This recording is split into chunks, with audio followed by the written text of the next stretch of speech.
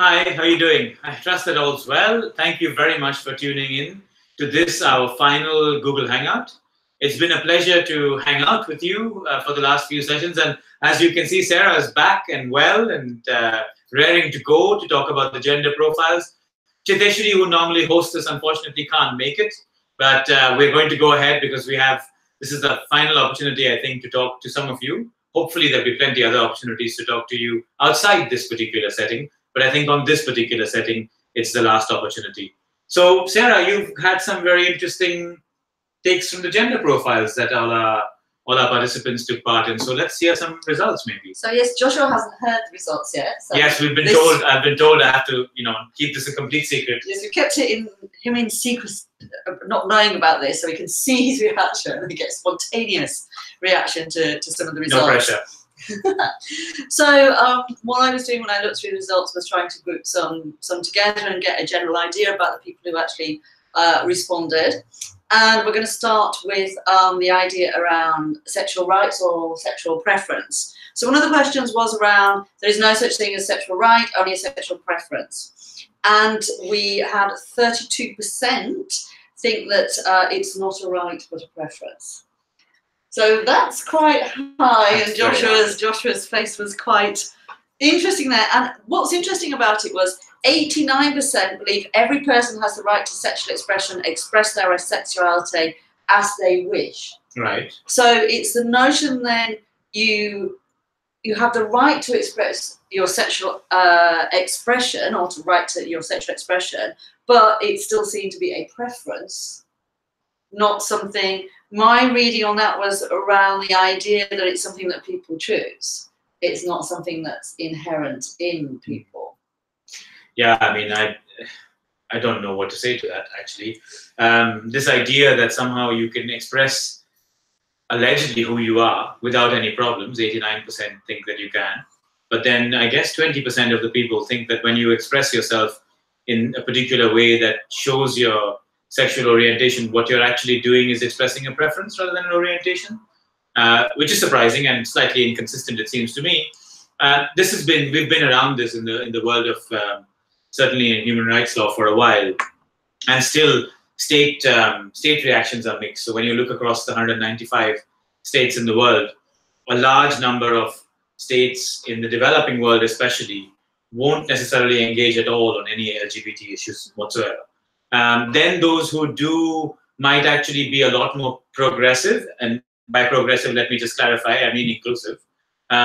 So some who don't say anything about it are actually in fact more progressive than they appear to be. And the reason for that is they accept the innate argument about rights, but they don't want to be seen to in any way validate this particular identity.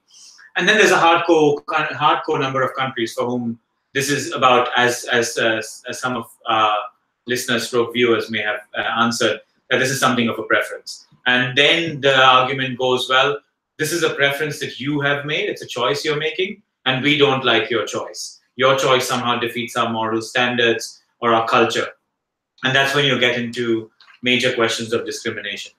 It seems to me that this is a straightforward question. When I try to explain it, I explain there are people who are tall, there are people who are short, there are people who are brown-haired, people who are dark-haired, there are people who are gay, there are people who are not gay. I mean, it just seems to be another element that's innate and inherent to an individual identity, whether or not you choose to express it in that particular way. So I might be a vegetarian, but I might not be a card-carrying vegetarian, or I might just be a secret vegetarian. It doesn't really matter. So it's one of those things that I feel is an identity question that's linked, which for me concludes that, and I would think that there's enough scientific evidence now to suggest as well that these are questions of orientation and not questions of choice. The only choice that's given to people who are from the orientation that's different is the right and the duty not to express that orientation in a public square. I think also, if we carry on with some of the other questions, what was quite interesting was that around 10% had an issue with the idea that everyone should be able to express their gender identity as they choose. But more, around 20%, had an issue with, disagreed with some people do not identify as either male or female, and that is fine. Now, I found that quite interesting because I was quite surprised by that. because I thought we'd get, you know, to the notion that some people do not identify as either male or female, and that's fine. I assume we get 98%, 99% agreeing that that's fine, but we've got like 20% of people disagreeing with that. And when I was thinking about it, I was thinking it's more around this idea of people are happy with dichotomies, people are happy with binaries, but they're not happy with in-betweens. So they like the world to be either or, and this notion that we might have people who are at a midpoint on a gender spectrum, or say they're not one or the other, is a problem, which I find quite interesting in the wider context there. But I mean, what underlies this, and I'd love to get your insight on this, Sarah, because I mean, it seems to me that what seems to make people so I don't know, how do I put this? I don't think that, even though I believe that we should all be going towards vegetarianism, and I try to do that in my own consumption habits because of climate change, I don't ever feel that how people behave in their kitchen is of relevance to me. I mean, I might judge it in some way at a subliminal level, but I'm not likely to go out and say, I can't believe you do that. Why is it that what happens in somebody's bedroom is of such great relevance to somebody else who's not in that bedroom? I understand if you're in the bedroom and you are, in a sense, you know, being forced to watch, participate, whatever it is, you might feel uncomfortable. But why does what happens behind a closed door in a private space, with all the problems with the private and public questions linked to that, why does that become of such great import to somebody who's not there? Well, what's the underlying? That's not just about binaries and dichotomies. Well, I think around the identify as male or female is more than, and there's 2 points there. One is around sexual acts and sexual preference in the private, but not identifying as male or female is about a public persona. Yeah. So we do have those two different elements there.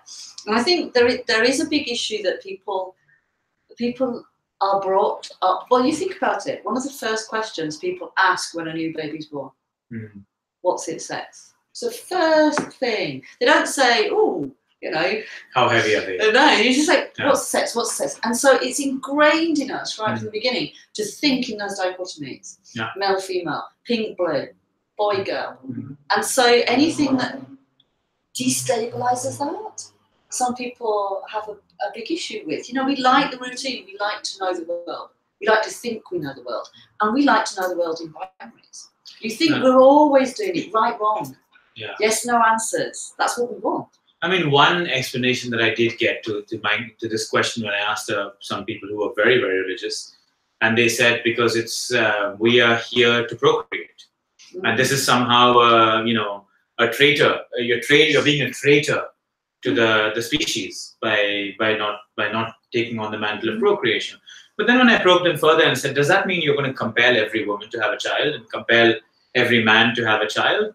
Then they were not so clear. So I said, so then it's not about procreation, because clearly there are people who either can't or choose not to have children, who you don't seem to have this vitriol for. So what is it then? And then when you probe a little bit more, you get, oh, it's unnatural. It's against the order of things. And then you think, well, where did the order of things come from? Who told you that? Did you, you know, did this happen, you know, at the 3-month development point when the medic was checking heart rate, pulse, food, eating habits? They also check, you know, ability to be cognitive or gender. I mean, where did that come out? And that seems to be underlying some of this. Yeah, I mean, the naturalness argument is one that's used a lot. If we look at other species, if we look at other animals, then they get together in this way and we procreate. And I remember when we were working when I was working with plants in Nicaragua, one of the programs we had, and it showed a lesbian couple and it showed a gay couple, and the church said something like, oh, well, if everyone went down that route, with the species would die out.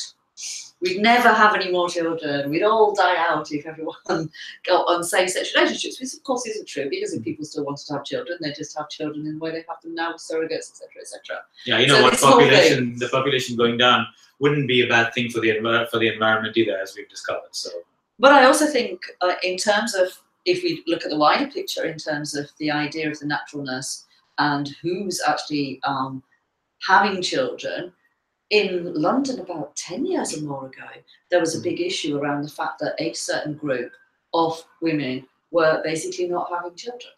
And they were educated women who are making life choices not to have children. And there was a huge issue around it, that these are women making choices based on their life decisions. And then, of course, it's like, but they've been educated, the state have paid for their education, they should have children, and those children, etc., etc. So we've got all those sorts of things in there. But just on the binary, the male, female, and the identification in between, there is a debate that's been going on now for a while about transgender in sport, about the extent to which. So one argument, and of course famously Martina Navratilova, who's been an active campaigner for LGBTI issues across the world, came out and said something to the effect of, yeah, but transgender, male to female that is, have an advantage, and if you allow them to compete on an even plane with women, then ultimately it will destroy women's sport. Any insights on that issue? I think it's a tricky one because there's a lot of discussion around that and testing people for hormone levels. And it brings up the question that, you know, if you're going to go with hormone levels and start testing that, and you're going to get into that, you're in a very dangerous area around very much classifying the world, and everybody should then really be tested. I mean, if we're going to test everyone and we're going to say this is the limit for everyone, then okay, everyone needs to be tested. But it does become that issue of the wider question is, why do we divide up sport in male and female anyway? Because if you think about it, well, you could say, well, men will always win. Really? Will they? Well, in many sports, the answer would be yes. But certain sports, yes, but other sports, no. If you need certain skills, then maybe not. So we've got this whole issue around, what is female enough?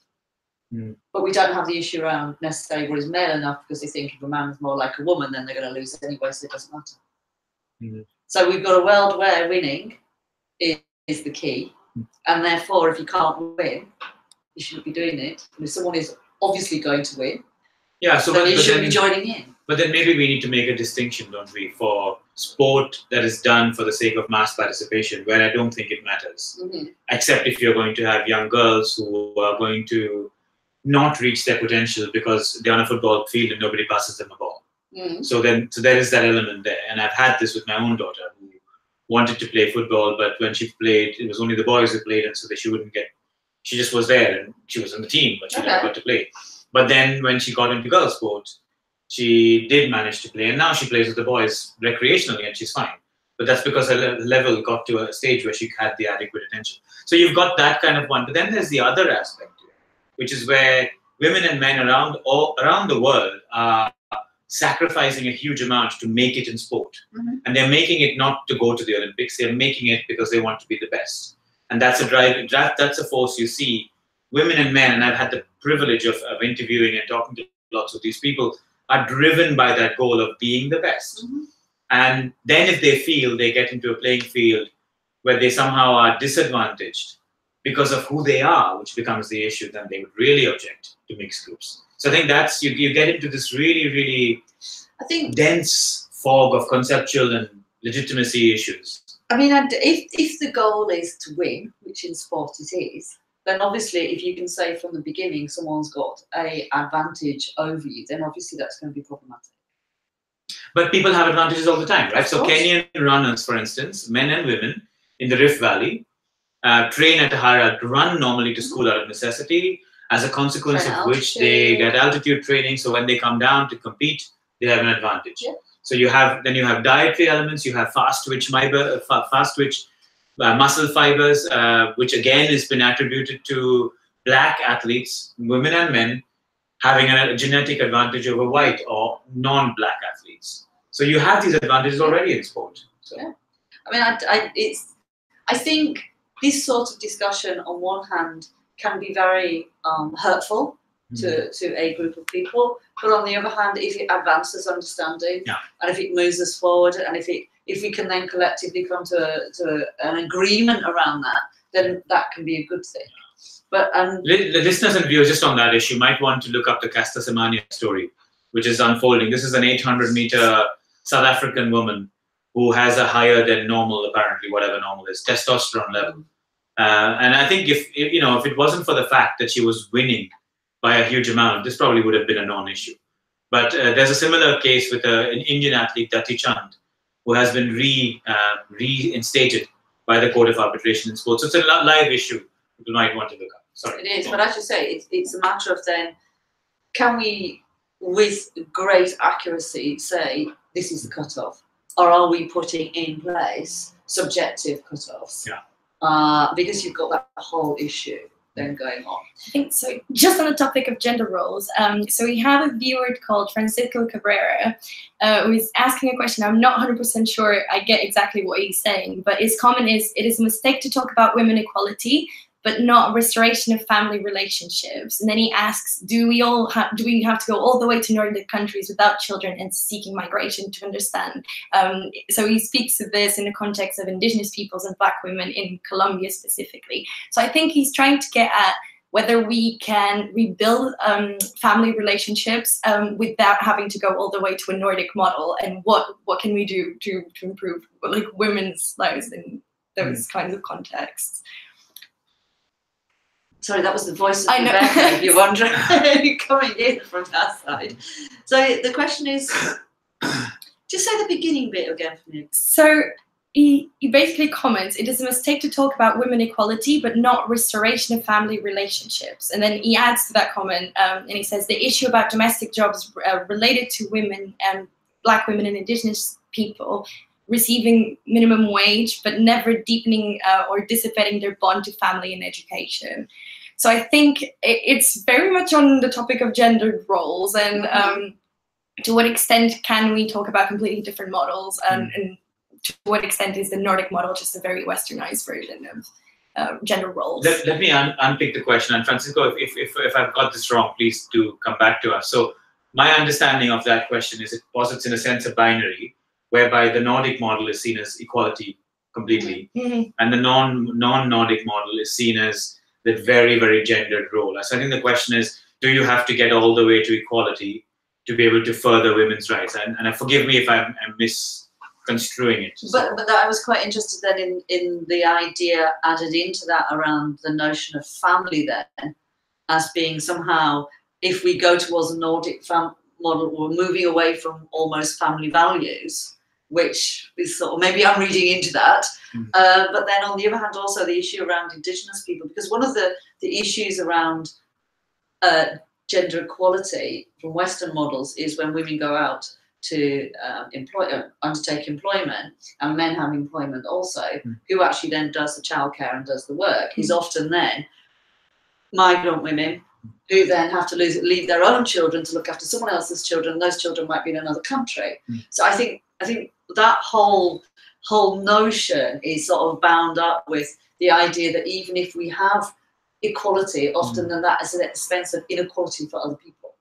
Particularly in the Western context, as more women take on high-paid, high-powered, time-consuming jobs, then we see many more paying for childcare for other women who then leaving their own children to get involved, breaking up that family. But I was also interested in the notion of the family values, because often the idea of if we have greater gender equality, if more women go out to work, and if we have same-sex relationships and same-sex marriages, the whole notion of the family will be lost and the family values will be gone. And we see a lot of policies that talk about restoration of family values around social protection policies, for example, and the mothering role. And there is that notion of this idea of this ideal family somewhere, where everyone, the man goes out to work and the woman sits at home and it's all lovely. As we all know, most families, it's mostly quite a lot of arguments. I mean, I would just say, Francisco, that, and forgive us if we've got sorry. Francisco's gone back to us to say that that's right. So basically, and he's asking about how to foster those peaceful roles, kind of this harmony. I mean, I would just say, rooted in the heart of your question for me is stressing the importance of family. Now, and I would agree with that, but I would ask the question of what is the purpose of that family? And for me, it's to create a nurturing space where either a couple, because there might not always be children in a family, or a family unit of, I guess, 3 or more people, can find a place of solace and a place of development and a place of love and understanding and growth, right? That is the heart for me of family. I don't necessarily read into that the fact that one of those members should be male or one of those members should be female, or one of them should necessarily go out and earn a living and the other should be at home, or one of them should cook while the other washes. I don't necessarily read any of that in. But I think you're absolutely right. If you do it in a way that breaks up the idea of a family as being a place where you get solace and growth and all of the other enriching experiences from it, then you will compromise family values, no question. So the question then is not, oh, let's revert to what we thought was traditionally a family. The question is just that family, like everything else in society that we have seen, evolves over time. Everything that we've seen evolves. How we are communicating to you in Colombia has evolved. We wouldn't have been able to do this before. How we commute has evolved. What we eat has evolved. How we communicate with people who are different from us has evolved. So for me, this is just maybe another natural, in inverted commas, evolution. And I think in that natural evolution, you're right to be concerned about the impact on creating a sustainable, nurturing environment in a home. You're right about that. Fully agree. But the question then is not, oh, to be able to get that answer, the only way we can do it is to essentially podcast ourselves or transmit ourselves back into 30 years ago when it wasn't a particular way. Now, if it was in that way 30 years ago and there was gender equality, I'd be all for it. So this is not about necessarily saying let's not go to the past. But what I'm saying is that my experience of it from 30 years ago, from my understanding and reading of history, is the way it was. Those family values were maintained 30 years ago because women compromised. And they had no option. They were either forced to compromise, they were denied the education, so they couldn't do anything else. They were denied access to finance, access to land. And so you literally didn't have equality in the household. So for me, that's how I would basically say to you, it's not about a Nordic model or a kind of indigenous stroke, black stroke, non-Nordic model. It's about what is the purpose of the family and how do we achieve that purpose in a contemporary setting. I think also we've got to be careful about what is family and what is household, because the family is the wider relationships and the household is the unit in which we live. So you can live in a household, not with family, and then you can have and that can be a very harmonious household, which is not based on family at all, because your family may be a site of conflict rather than solidarity. And also a lot of people now that they see friends as family. So this whole notion of family compared to household, where we live compared to our wider networks and bonds that are based on blood and marriage, those things are evolving also. And many people now choose to live in non-traditional households, which doesn't negate they have family, it's just they don't want to live with them, which can be very healthy for some people. So I think unpacking those notions of moving back to family values or living as family, in actual fact that the most traditional families are extended and people living together in big households, not in nuclear households. And the idea of calling the nuclear house or the nuclear house and anything else is extended goes against what traditionally we used to live in, which is the wider unit that brought in kin and brought in, and in many cultures, brought in non-relatives almost to live within those kin groups. So actually, everything changes. It reminds me also that it's not even necessarily a question of modernity. There's a famous case in New Zealand, Mawika against New Zealand, at the Human Rights Committee, which was to do with the movement of a graveyard. And the Maori argued convincingly, and the court upheld the argument that in a Maori context, family also included ancestors. So there was this notion that when I talk about family, if I'm Maori, I may well include ancestors. So you disrupting a gravesite to do whatever it is, essentially is you displacing my family. So it's absolutely true. I think that's a point well made about notions of what is a family really, really vary tremendously across country and cultures. So shall we stay with the household as the site of our gender exercise here? I'll skip down some because this one there was a series of questions around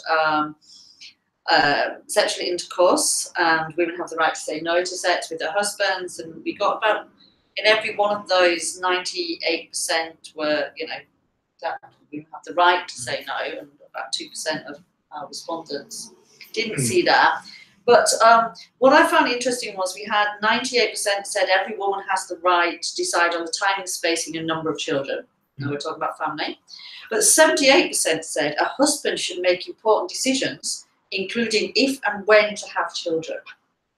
So we have a slight issue there around, now it may be that people see the husband thinking that the husband should be involved in the decision making. That could be how they're reading that question, and therefore the notion of joint decision making. Right. But what we've got to bear in mind is often when we look at research, joint decision making, and for my own research, I've had this lovely quote from, we were talking in Nicaragua, and we were talking about joint decision making, and the man said, "Oh yes, we always make joint decisions." We said, "Oh, how does that work?" And he said, "Well, I tell her what I'm going to do, and she says yes." I'm like, okay, that's one aspect of joint. So the whole notion of joint decisions is interesting. I think it's very interesting at the minute because, of course, the notion of reproductive coercion as being abuse, as being violence against women in the home, is increasingly coming to the fore. And the idea of the extent to which women can make those decisions without being coerced, without being forced into it, is a very tricky one from anyone from outside to know that's what's going on. And it's a very tricky one for women in relationships to actually fight back against. Because as we said, we've got the whole things about, well, that's why you're married, that's why you have a family, to have children. You know, this should be what you want to do. And if I want to do it, then this is what you want to do. And, you know, I'm going to give you the home. So all that issue is in with that. Into it. Yeah, and that's one thing that's being really discussed at the minute around that notion of the extent to which that is. And I think I read somewhere where it had been on a program, people started to talk about it, and it was very much, a lot of women were coming forward with stories saying, I'd never thought about that before. I never thought about that sort of being pressurised to have children from partners, and not just partners, from family, the wider family around, you know, when are you going to start a family? Have you started a family? So all that is, I think, something that if we're looking at equality, if we want to understand, then we really need to look at that. But also, you know, the notion of consent and what basis it's given. We now, in terms of contracts with Indigenous peoples, we talk about free, prior, informed consent, and you know, all those tests have to be met. It has to be freely given, but it has to be freely given on the basis of information. It has to be given before. You can't just say, well, of course you agreed, you didn't disagree, therefore you agreed. So, and it has to be real consent. So there are 4 elements to it. It's got to be freely given. It's got to be before the actual thing happens. It's got to be based on full information. You've got to be informed. We, at the moment, are living in a chaotic set of political circumstances here, where we're saying, well, you know, we put the Brexit vote to people, and that's what the people said. But actually, many people who voted in that referendum voted on the basis that the moment Britain exits from the European Union, suddenly £350 million will be available. You know, was it on a weekly basis or monthly? I don't know. It was so ridiculous. Just on the side of the bus. Yeah, it was on the side of a bus, so it must have been true. So many people voted on that basis. Now, does that vote count? Is that a consent, or have you been misled? So I think there's an aspect. It has to be freely given. It's got to be before the event. It's got to be based on full information to the extent possible, and it's got to be a real consent. It's got to be a real agreement based on what you're saying. Well, this leads us into, because when we were thinking about this, we were thinking about, you know, when we were looking at the results. Originally, the feedback, the reproductive coercion obviously fits with the consent argument. Now, we did have a few questions that were around that. And we had the question, some women, when they say no about wanting to have sex, they really mean yes. And 17% agreed that some women, when they say no, they mean yes. 34%, this is very high, suggest it is sometimes difficult to tell the difference between flirting and harassment. Wow. So I think when we start thinking about consent, then obviously just from those we can see they're quite a high percentage of people who suggest that, you know, women, when they say no, can mean yes, and, you know, when you say it's harassment, I say it's just flirting. And so this, I think this idea of consent then is clearly shown.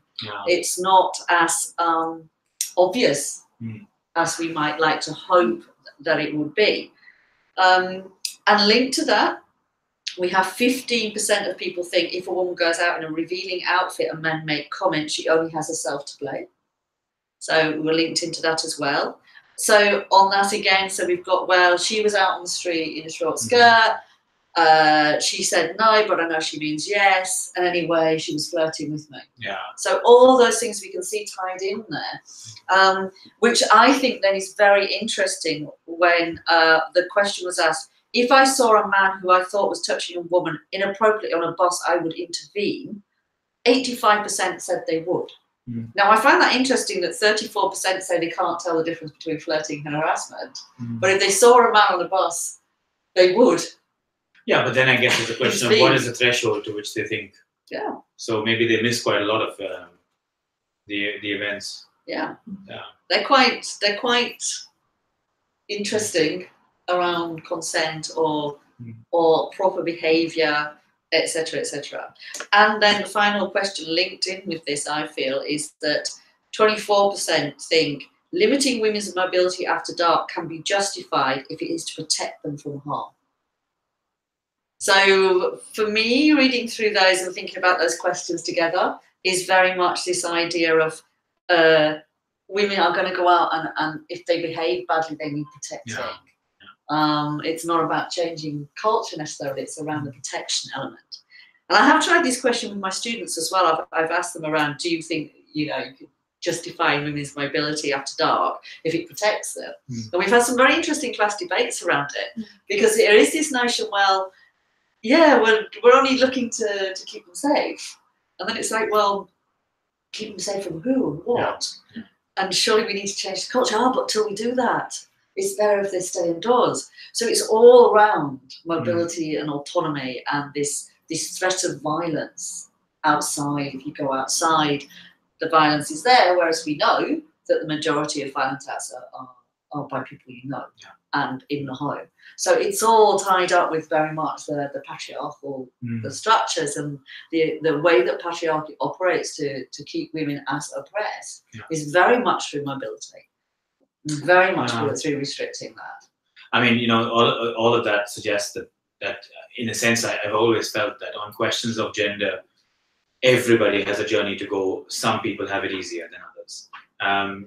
I mean, the culture that I come from, the journey was immense. Because the culture I come from, women and men were portrayed as having very distinct roles, and any attempt to break that role was seen as disrupting order, disrupting family, prejudicing individual, as in the woman's individual right, over the collective good. So this was often posited as, yeah, that's fine, that's good for you, Sarah, but what is it going to do for the rest of our household? I'm sorry, Sarah, stop being so selfish. What do you mean you want to be educated? It's not good for our household. Oh yes, we'll buy you the books, but you're not going to get the clarification or the certification for it. And that was very much the journey that was imposed. And I don't think the people who necessarily imposed it were only men, because it's been such a mindset, generation after generation after generation, a mindset of establishing the parameters on how society should establish. And you ask yourself, well, what's underlying that? And I think what's underlying it was the so-called tradition that might have existed when dinosaurs were around, that men may have been physically stronger than women at that point in time. Now, I say all those qualifiers because I know plenty of women who are stronger than me and fitter than me and faster than me. So I'm just saying there may have been a situation in a particular instance which was generalized then as being a standard issue situation that you'd rely on for every circumstance. So women couldn't fly planes, but planes don't require any physical strength. So why can't women fly planes? Women can't be in boardrooms. Well, why can't they be in boardrooms? I think your family got different brains and were too emotional rather than rational. Well, that's the other one that's often posited, that you do profiles and the men do science and maths and the women do humanities. Well, I'm afraid I've never ever been admitted into the club of doing maths and science. So whatever that says, questions, I'm terrible at maths. Even though I've been told I should never say that because it sets a bad example. So yeah, so I think it's this question about the extent to which culture has dominated. And I think when I hear those figures, all I would encourage people to say is keep on the journey. Keep asking yourself the question, when 34% of people think that, women it's dress... difficult to tell flirting between harassment. All I would say to the 34% is keep engaging. Keep trying to find out when you see a circumstance, whether it's flirting or harassment. Look a little bit at the body language. Try to understand a little bit whether one person is in a superior position of power to the other person. Try to understand what the relationship might have to be between them. One by choice, perhaps the person who's doing the oppressing. The other by happenstance, who is being forced to be in that position. Just interrogate it. And maybe I think you will find, and maybe you're right, maybe in some circumstances it's not very clear. But I think if you really interrogate every situation where you see that, you might see greater clarity every time. That's certainly my experience. And I think Don't think I would make that mistake. Maybe you gave me 1,000 situations, I might in one, but I would be pretty confident that I would know the difference between it. And I think it's based not just on what is said and what is done, but it's also based on the unequal positions of the parties involved. It's based on the way in which this is coming across. It's based on the fact that some people feel compelled to react in a certain way. So in certain cultures, you insult them and they might smile. This is something I won't name cultures because it might be sensitive.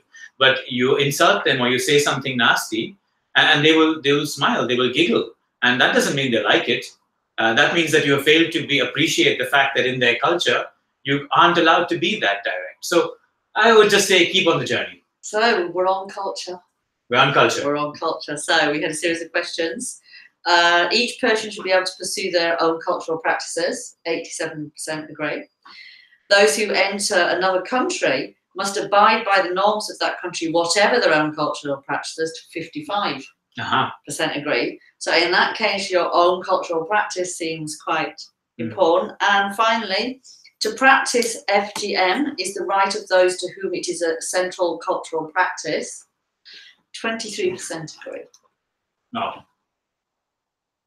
I think the 23%, I mean, forgive me if you're among the 23% and I'm making assumptions about why you answered that question in that particular way, but my reaction to that is people who think that FGM is anything other than a violence against women have failed to understand the physics of what FGM is. And I would just say to them, go and look at the physics of it. Just understand the physics of it, understand exactly what this is, and understand what it tries to control. And I don't think you would find that actually it's acceptable. Now, the cultural element of it, I'm not disputing. Absolutely, there has been a culture of it. That's unquestionable. But for me, it's a culture of the dominance of the woman by a man, or it's the dominance of society over a woman's body. And that is a culture, and absolutely there have been these cultures, but I think that culture, so-called culture, is simply incompatible with the belief that women and men are equal. So for me, yes, it may be a cultural practice, but it's born out of a deep desire by society to dominate women, to control them, to perpetuate even a violence against them to control them. And so for me, that has to be eradicated. And a natural, I think of international law. I mean, I always think in terms of international law as a civilizer of nations. We draw lines in sand saying, no, now that we understand this issue, we will not go back. We will not do this. We won't torture under any circumstances. Not because we don't desperately need the information when there's a ticking bomb, but because we think that an individual should never be treated in that circumstance. And I think when you think about that with FGM, that's one of those red lines. Once you understand that it's based on the domination, and that's the cultural element to it, and human rights is trying to challenge that cultural element. It's saying, no, we don't want domination any more than we want, to be ruled by the law of the jungle. The people who are physically stronger can beat us up when we are in the way. So. And go on, you've got to give us a comment on that too. Well, just making me comment on that. No, that's why I'm having fun. Joshua, no. This is why she kept them secret from me. Indeed. On the FGM front, I think it's interesting that only about 5 or 6 years ago, probably when I used to teach this, we'd have to say FGM or FGC, so female genital mutilation or female genital cutting, because of course we had the two terms that people used, and the cutting very much focusing on the cultural rights, and the mutilation very much focusing on women's rights. And now as we move through, then it becomes more and more, when we look at UN documents, when we look at any documents, FGM is the only terminology that's being used. And it's very clear that there has been that big shift through. And I think when we're looking at the cultural practices, obviously as a good feminist, I'm going to say, we're talking patriarchal practices. All cultural practices are patriarchal. And we have to move along. Some create much more more on the other end. Absolutely, one on one end of the spectrum, others on another end of the spectrum. But we're looking at patriarchal practices which are limiting around what women can do with their own bodies, how they can control their own bodies, and the decisions they can make. So you mentioned other women, and of course involved in FGM is often women who actually perform this. But when we look at, again, patriarchy, and Denise Candiotti in the 80s came out with the notion of the patriarchal market, which, in order to get benefits, then you have to play along with the patriarchal line, and particularly as you get older, then older women get power. over younger women. And of course, you know, if you're buying into in the patriarchal system, that's what you want, and that's how you get your power, through being good women. But and performing these issues and honestly believing.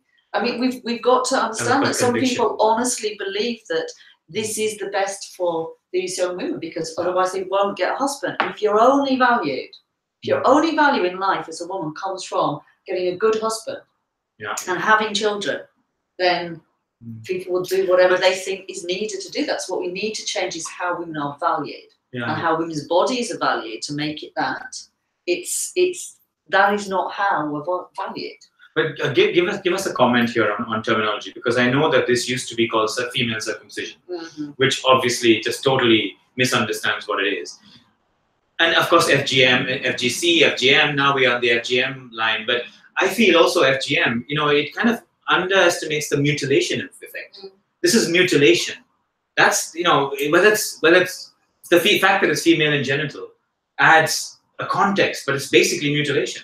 And I just wonder if even when we use FGM, you know, what is it, the ease of operation? What, because we can't say the word mutilation? But I think also it's because people don't generally say it out loud either. People just say FGM.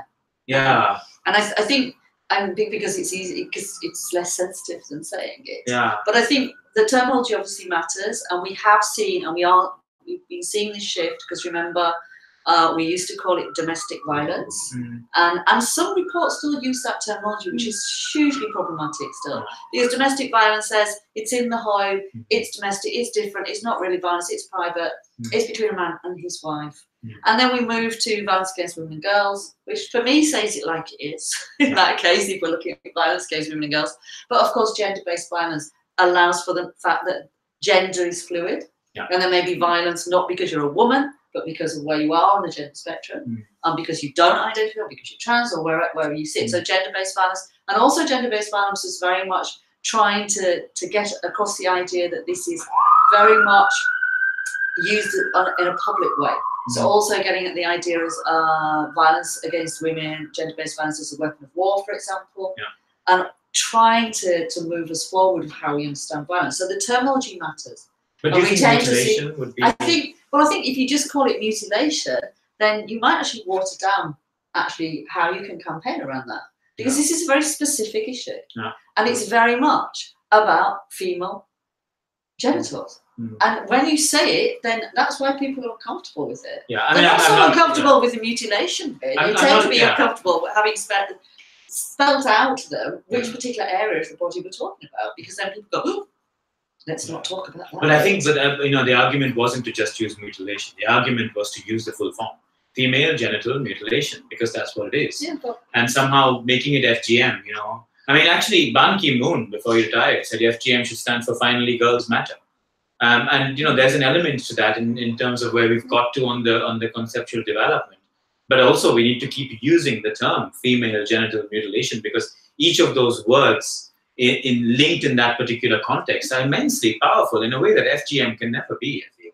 And this came up recently in a court case here in London, where somebody from an ethnic minority community, obviously, was essentially found guilty of and convicted for female genital mutilation. And it raised some issues around which we picked up in this survey around so-called culture and how it stands with regards to societies, and about whether or not migrants in inverted commas have to conform with the culture in which they move into. So these are live issues. So. You know, just on the topic of language, there's just a very nice comment from Francisco again. He was saying basically that we've used words since Roman times and contracts that are very, very strong when it comes to making people obey contracts, but we don't use those words and strong words when it comes to flirting, or, you know, forbidding flirting in the job, or even, you know, in any kind of these practices.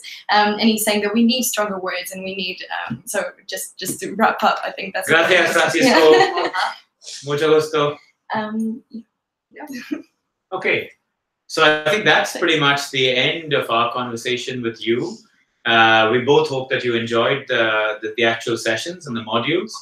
Thank you for those of you who tuned in. To Rebecca, who as always has been wonderful in making sure that we can interface in an effective way. To Chiteshwari, who unfortunately couldn't be here today. to the many people who participated in designing and putting together the MOOC. So it's been a real pleasure. Sarah, do you have any final few words of wisdom for our No, I just, you know, it's nice to sit and have these conversations and to have our debates, our mini debates. And thank you for everyone who responded to the gender profiles. And I think, as Joshua says, then it is very much a journey that we're all on. And I think, you know, as we move through time, people are moving and ideas are converging. And I think that is what it's showing us from the survey here, because when we think it's a specific group that select to do this course and are wanting to learn from it. Yeah. And we did ask that you did your very honest opinion when you did this, and I think people did, and I think that's great, because then we can have the conversation, we can think about the findings, and we can think together, well, where do we want to move to? Yeah. How do we want to move? And the more we have the conversation about it, yeah. the more we can come to a collective agreement on these social norms, on these ideas about what is right and what is wrong. Yeah. And I think that's what it comes down to. On that note, thank you very much. Thank you. And hope to get a chance to meet you at some point.